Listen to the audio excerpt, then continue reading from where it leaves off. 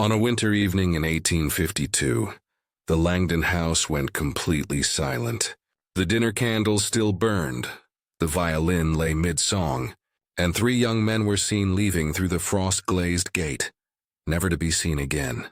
Inside, the eldest daughter sat motionless, her eyes fixed on the corner of the parlor where something moved beneath the floorboards. Boston's Beacon Hill was built on wealth, guilt, and graves. But no family embodied its contradictions more than the Langdons, a dynasty of mourning lace and inherited sin. Their matriarch, Eleanor Langdon, was a widow of profound beauty and unspoken madness. She held salons for the city's ministers and scientists, all while hiding an obsession whispered among servants as the curse of the cradled neighbors said she believed her bloodline was chosen to bring forth a new generation of purity. She paid young men from the harbor and orphanage to visit her home, to perform an unspeakable duty. By the time the church intervened, all 3 Langdon daughters were with child. 2 miscarried in the same week.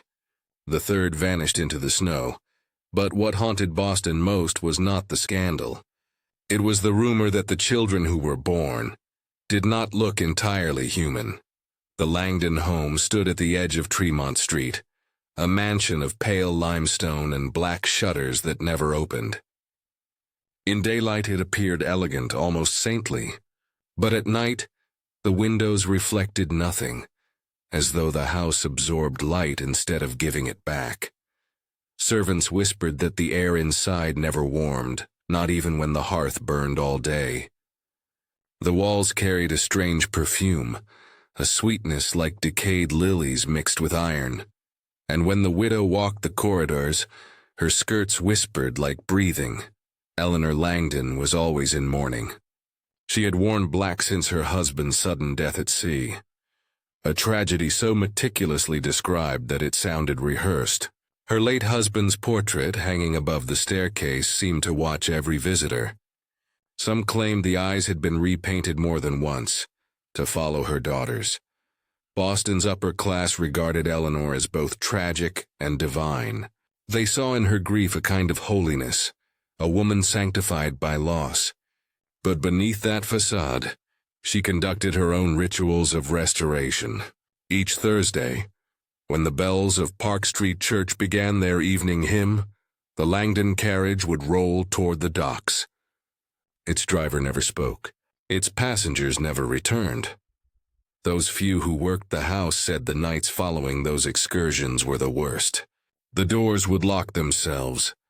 The youngest daughter, Clara, would scream in her sleep, crying that she saw her father's shadow standing by the crib, though no child had yet been born. In the winter of 1852, Boston's sky hung low and bruised, pressing down on the Langdon estate like a lid over something rotting. The servants began leaving one by one, muttering excuses about family illness or fear of fever. But they all knew the truth. They had heard the sounds from the upper floors. Eleanor Langdon had turned her late husband's study into a private chamber. The door, once open to visiting scholars and priests, was now sealed with crimson wax. Inside, the furniture was covered with linen, the windows nailed shut. Only candles were allowed to burn, thick, white, and dripping into bowls carved with Latin words. Each Thursday, Eleanor would dismiss her daughters to their rooms and retreat upstairs. Carrying a small wooden box she never allowed anyone to touch. Those who accidentally glimpsed its contents spoke of vials of dark liquid and folded scraps of paper scrawled with the same name again and again. Aldrich. Some believed Aldrich was her husband. Others said he was something older. Something she had come to believe spoke through him. On the 12th night of her rituals, neighbors reported the sound of music from the house, a low humming that rose into a moan. The snow outside the Langdon gate turned gray as if soaked in ash. When the widow emerged at dawn, her veil was gone, her eyes distant and wild. She told the housekeeper that the seed has been accepted, and by morning the eldest daughter, Mary, began to bleed. Not the kind of bleeding that meant sickness, but the kind that meant life had already entered her. They said the Langdon daughters were angels, but not the kind painted on chapel ceilings. Their beauty felt wrong, like porcelain too pale to be touched, or flowers blooming from soil that had never seen sun. Mary, the eldest, was quiet and obedient. Her grief mirrored her mother's, measured, practiced, and hollow. She spoke only when spoken to, her voice so soft it sounded like a prayer you weren't meant to hear. Eliza, the middle daughter, was different, sharp-eyed, restless, always near the window. She was the only one who dared question their mother's midnight prayers. The only one who ever mentioned the smell of seawater that clung to Eleanor's clothes after her Thursday visits. And then there was Clara, the youngest. Frail as frost, her heart never strong since birth. She clung to her sisters with the fearful tenderness of a child who had already seen too much. She said she dreamed of infants crying beneath the floorboards, and of their father standing over her bed, whispering in a voice that wasn't human. Their rooms were identical, narrow beds, lace curtains, mirrors covered with black silk. None of them remembered when the mirrors were first covered, only that their mother warned them never to remove the cloth. One afternoon, Eliza dared to lift a corner. Just enough to see her reflection. She didn't scream. She didn't move. She only whispered to Mary later that night, trembling. "It wasn't me in the mirror, Mary. It looked like Mother." The fog from Boston Harbor crept inland that spring, curling through the city's narrow streets like a living thing. With it came a stranger, tall, pale, his coat smelling faintly of salt and smoke. He called himself Mr. Hale, though no record of that name ever appeared on the ship manifests. Eleanor Langdon met him one evening in the study, the same chamber that had been sealed since her husband's death. The servant saw the light flicker under the door, heard the sound of two voices, one calm, the other trembling with desire or fear. By dawn, the front gate was unlatched, and Eleanor's hands were streaked with soot. She told her housekeeper that Mr. Hale would be staying for several nights, for purposes of family restoration. He arrived each evening just before the bells rang from Park Street Church. Never in daylight. His steps made no sound on the marble floors. When the daughters first saw him, Mary lowered her eyes instantly. Eliza felt her stomach twist. Clara fainted outright. He spoke gently, but his words had weight, like commands that couldn't be refused. He asked them to sit before him, one by one, and look into his eyes. He said he was measuring their lineage of purity. After he left that night, Eleanor burned the linens from all three of their beds. The smoke rose black and bitter, filling the hallways with a stench no prayer could cleanse. And from that day forward, the daughters began to wake with bruises shaped like hands that didn't belong to anyone in the house. A single candle burned in the study that night, casting long shadows across the cracked portraits of the Langdon ancestors. The air smelled of wax and something faintly metallic, like blood touched by salt.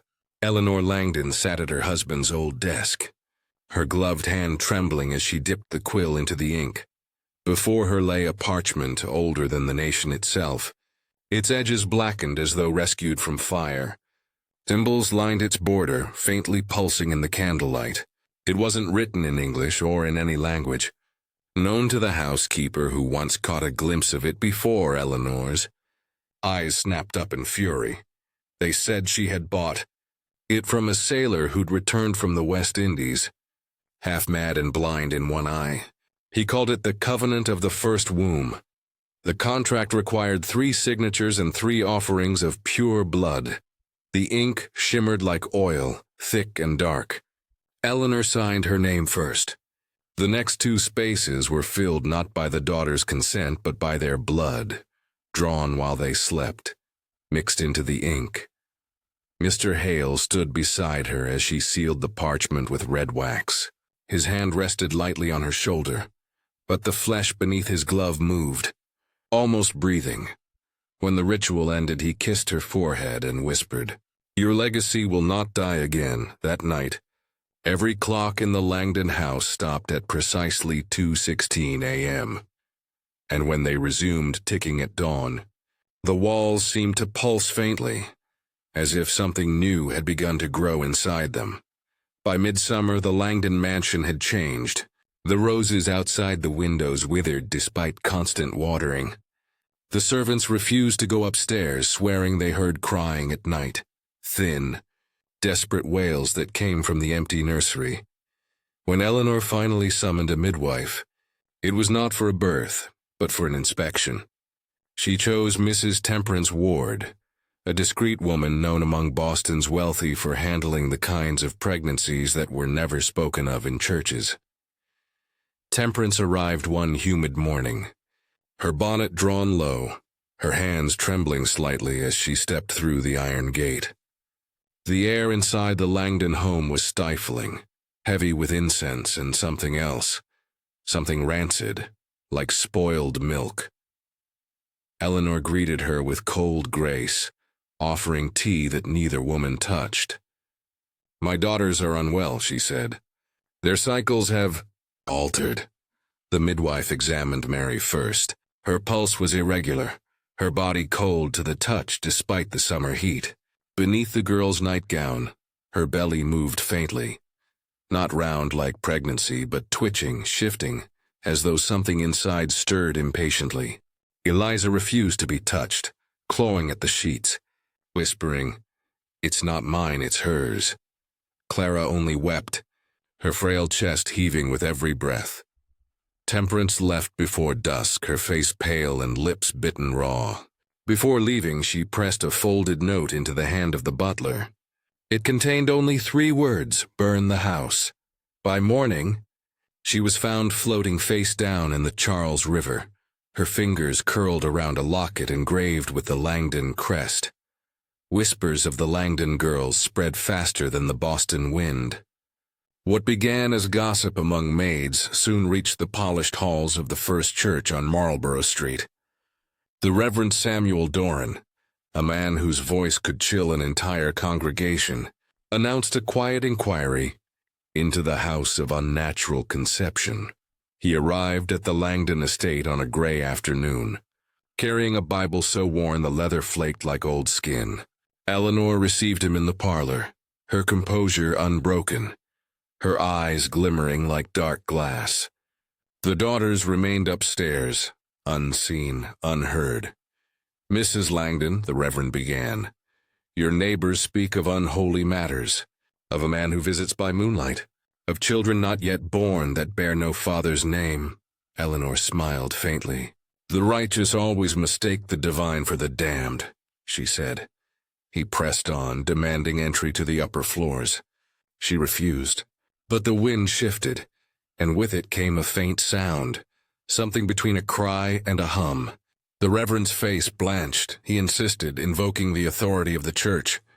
Eleanor relented. She led him up the winding staircase, the candle in her hand trembling as though it feared the dark ahead. At the end of the hall stood 3 doors. From behind the first came a steady, wet sound, like breathing through water. From the second, soft laughter. From the third, silence so thick it felt alive. The Reverend opened the first door. He staggered backward, choking on bile.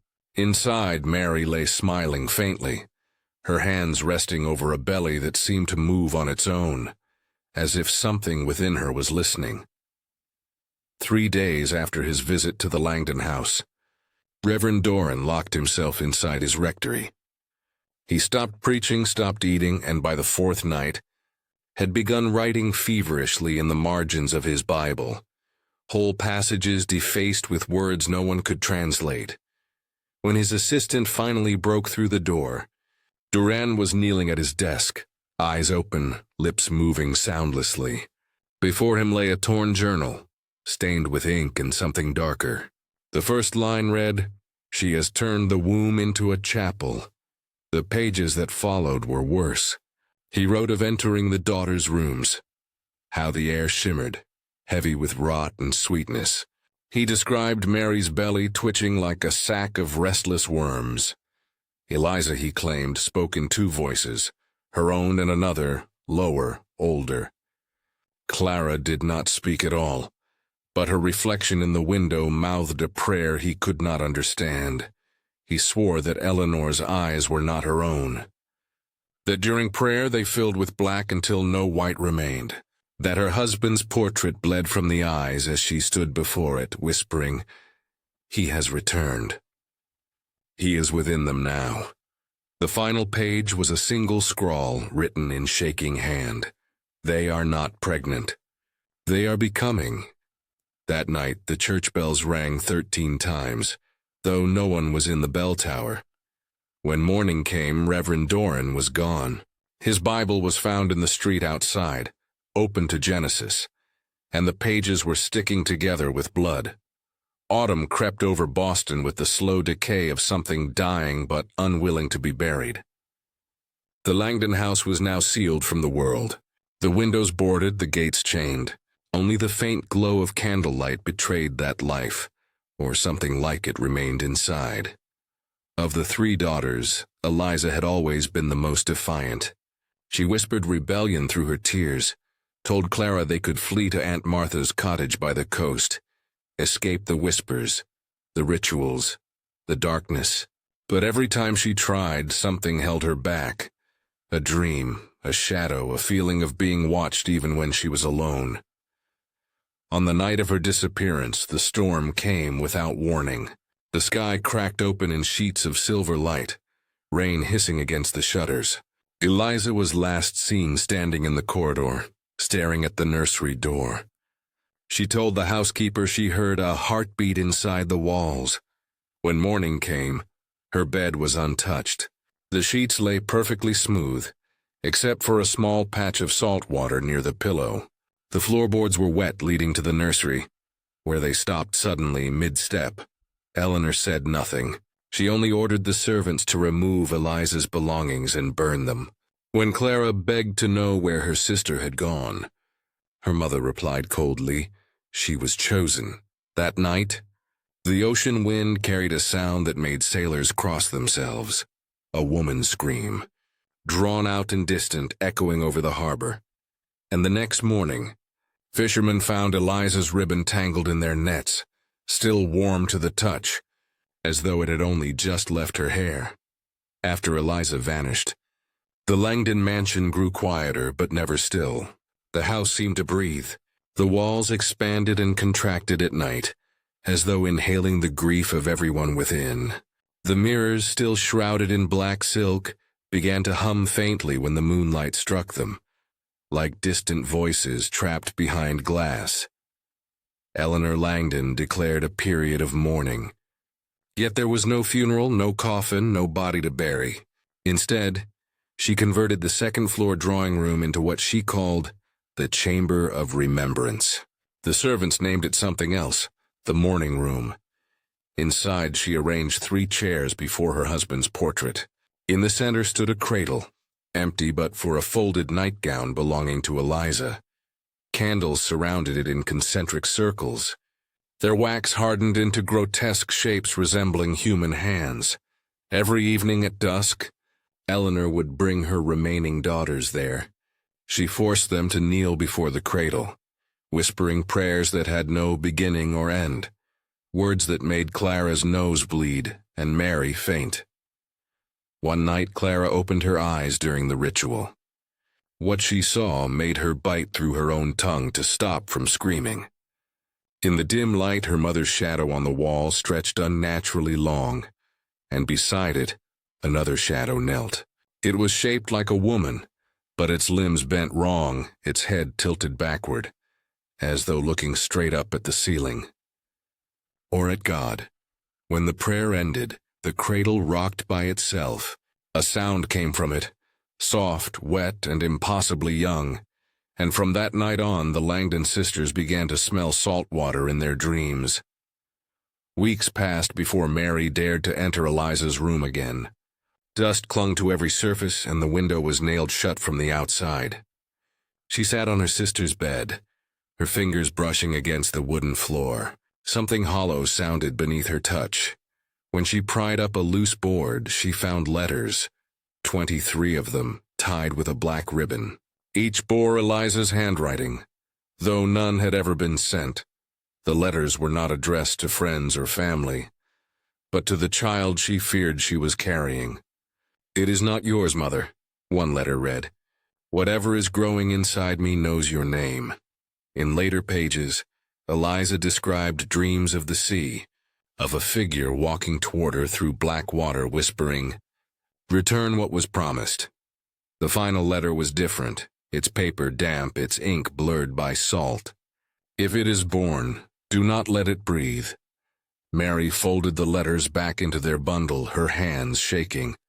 When she looked up, Eleanor was standing in the doorway, silent, unreadable. "Your sister understood," she said softly. "You will too." And with that she sealed the room again, hammering the nails herself while Mary wept outside. That night, the wind beneath the floorboards whispered in Eliza's voice. Winter returned like a punishment. The Charles River froze, the harbor choked in ice. Yet the Langdon mansion burned brighter than ever. Candles in every window, music echoing faintly from its locked halls. Then one evening, the carriage appeared again. The driver in black, the wheels soundless over the frost. Mr. Hale had returned. He looked unchanged, though 10 months had passed. His eyes were the same hollow gray. His skin stretched too tightly across his cheekbones. When he smiled, the candlelight dimmed. Eleanor greeted him like an old lover. She called him Deliverer. Mary and Clara watched from the staircase, holding each other's hands. Hale's gaze found them immediately. He bowed slightly. "You've grown," he murmured. "The vessel nears completion." Later that night, screams echoed through the mansion. Servants fled into the snow, claiming they saw a man without a shadow walking the upstairs hall, carrying something wrapped in a sheet that dripped dark water. By dawn, Mary's hair had turned white at the roots. Clara lay fevered and pale, muttering the same words over and over. "He's not a man. He's the tide." Boston awoke to rumors. Smoke poured from the Langdon estate for 3 days, and no one dared approach. When it finally cleared, the front gate was gone. Inside, Mary lay in the nursery, surrounded by shattered mirrors. Her belly was flat. Her eyes stared upward, wide and glassy, lips moving silently. Eleanor knelt beside her, clutching a wet bundle wrapped in linen. No one ever saw what was inside. But the midwife who briefly survived her visit that night said she heard something crawl, something too small to walk, but too strong to contain. The next morning, Eleanor buried the bundle herself in the garden beneath the frozen roses.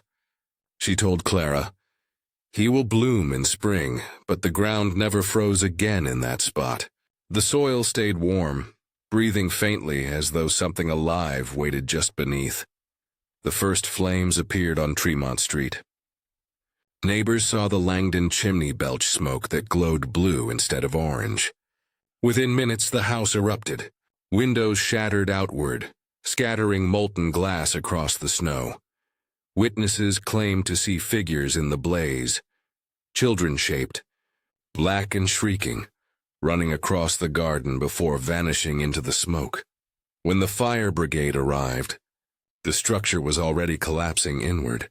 And yet, in the midst of that inferno, Eleanor Langdon stood at the window, calm as a statue, her veil aflame but her skin untouched. She pressed her palm to the glass and mouthed something no one could hear. The next explosion blew the roof into the air. The fire burned for 19 hours. Nothing remained but ash and stone. Except beneath the ruins, rescuers found a single door untouched by flame. Its surface bore a handprint, small and pale, pressed from the inside. 2 months later, the city sent men to clear the ruins. Among them was Inspector Jonas Reed, a pragmatic man unmoved by superstition. He believed the fire was arson, a wealthy woman's madness taken to its logical end. But as he sifted through the rubble, Reed found things he could not explain. Charred furniture intact, a staircase descending into earth, though no cellar was recorded in the plans. At the bottom lay a chamber lined with mirrors, each facing inward. Every surface reflected the same image, a cradle rocking on its own. In the center, Reed found a single wax candle still burning. Though there was no air to feed it, when he blew it out, a sound filled the chamber, like a heartbeat stopping. That night, Reed began to dream of the sea. Spring thawed Boston's ice, and with it came unearthed things. The Langdon garden was finally dug up, its soil black and soft. Workers uncovered the remnants of Eleanor's burial, the linen bundle she'd buried months before, but the bundle was empty. Only the outline of something once curled tightly within remained, pressed into the dirt. That same week, the church orphanage on Boylston Street began hearing strange cries at night. The nuns followed the sound to the nursery and found a cradle sitting in the corner. Old, water-stained, its wood marked with the Langdon crest. No one knew how it got there. Inside it lay a puddle of seawater, rippling faintly as though something had just submerged beneath. The orphanage closed within days. None of the sisters ever returned. Clara was found months later wandering near the harbor, barefoot and silent, her hair matted with salt. She was taken to a sanitarium outside the city, where doctors noted she refused to speak except to murmur fragments of lullabies. One nurse reported that Clara would press her ear to the floor at night, listening intently. When asked what she heard, she whispered, "He's still crawling." In her final days, she began drawing, endlessly, obsessively, black cradles filled with teeth. When she died, they found one last drawing beneath her pillow. A woman with no face holding a child whose eyes were completely white. The note below read, "Mother says the sea will take him back." In 1853, the harbor froze late. Ships reported strange currents beneath the ice, warm, circular, pulsing like breath. Fishermen began vanishing again, their nets rising heavy with nothing but black weeds. On the anniversary of the Langdon fire, witnesses saw a figure walking along the docks at dusk, a woman in a black veil, cradling something small in her arms. Those who tried to follow her claimed the air turned thick and cold, and the smell of decay rolled in with the fog.